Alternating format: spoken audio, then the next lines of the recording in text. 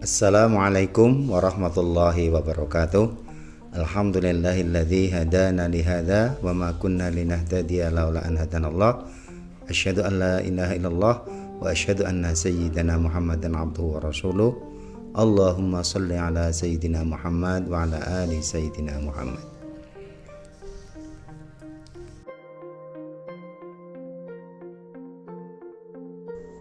Para pencinta ziarah wali, kali ini kita berziarah di makam Raden Jaka Kaiman dan Syekh Abdurrahman Sani atau Mbah Lambak di Desa Dawan, Kecamatan Banyumas, Kabupaten Banyumas, Jawa Tengah.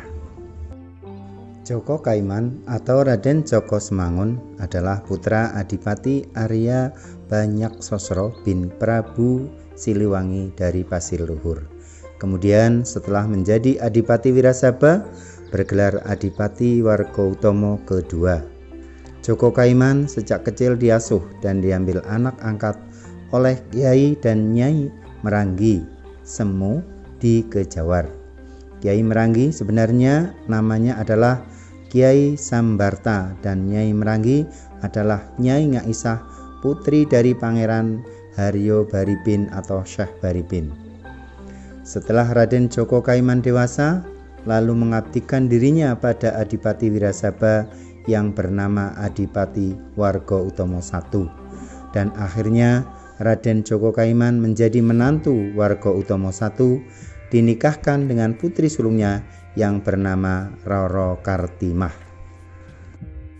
Riwayat singkat diawali dari zaman pemerintahan Kesultanan Pajang di bawah pimpinan Raja Sultan Hadiwijaya atau Jaka Tingkir.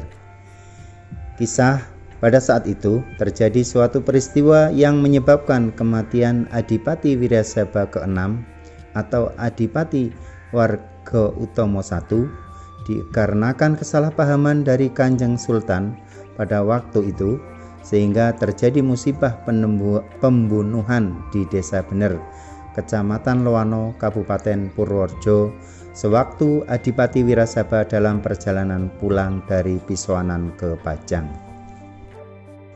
Dari peristiwa tersebut, untuk menebus kesalahannya, Sultan Pajang memanggil para putra Adipati Wirasaba. Namun tidak ada yang berani menghadap. Kemudian salah satu di antara putra menantunya memberanikan diri menghadap dengan keyakinan apabila nanti mendapatkan murka akan dihadapi sendiri. Dan apabila mendapatkan anugerah atau kemurahan, putra-putra yang lain tidak boleh iri hati. Dan ternyata beliau diberi anugerah dengan diangkat menjadi Adipati Wirasaba ke-7. Semenjak itulah putra menantu Adipati Wirasaba ke-6 atau Adipati Warga-Utomo I, yaitu Raden Joko Kaiman, menjadi adipati dengan gelar Adipati Warga-Utomo II. Pengukuhan Joko Kaiman sebagai Adipati Wirasaba ke-7 oleh Sultan Hadiwijaya diyakini terjadi pada hari bulan 12 Rabiul Awal 1990 Hijriah atau 6 April 1582 Masehi. Kemudian sekembalinya dari Kesultanan Pajang, atas kebesaran hatinya dan dengan seizin Kanjeng Sultan Pajang, bumi Kadipaten Wirasaba dibagi menjadi 4 bagian yang kemudian diberikan kepada para iparnya.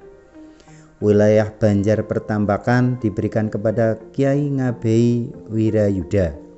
Wilayah Merden diberikan kepada Kiai Ngabei Wirakusuma.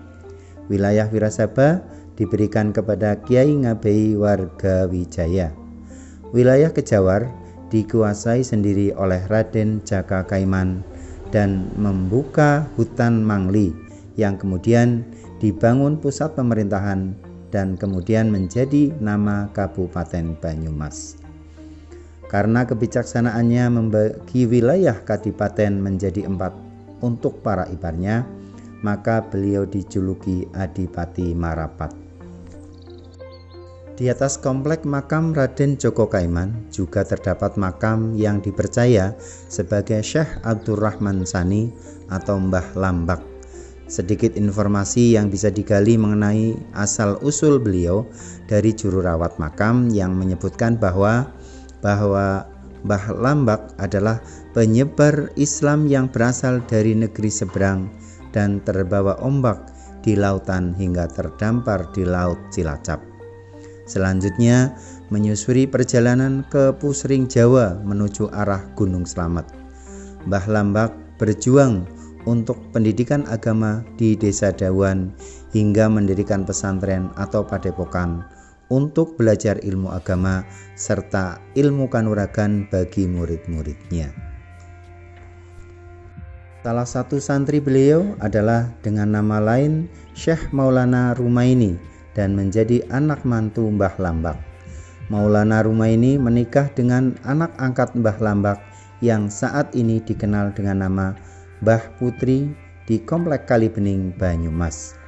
Diceritakan menurut warga sekitar, nama asli Mbah Lambak diketahui dari tausiah Kiai Haji Abdul Malik bin Ihsan, pengasuh Pondok Pesantren Al-Ihsan Jampes, Gampeng Rejo, Kabupaten Kediri, yang dahulu sering melakukan rutinan acara pengajian di Desa Dawan, Banyumas. Beliau mengatakan bahwa di Dawan ada makam aulia atau makam Mbah Lambak yang nama aslinya adalah Syekh Abdurrahman Sani, asli dari negara timur, yang sampai saat ini jenazahnya masih utuh. Wallahu a'lam. Demikian sekilas sejarah Raden Djoko Kaiman atau Adipati Marapat dan Syekh Abdurrahman Sani Mbah Lambak di Desa Dawan. Mudah-mudahan menambah wawasan pengetahuan tentang sejarah wali di kita dan menjadikan tambah keimanan kita kepada Allah Subhanahu wa taala. Segala kekurangannya mohon maaf. Wallahul muwaffiq ila aqwamit thoriq. Assalamualaikum warahmatullahi wabarakatuh.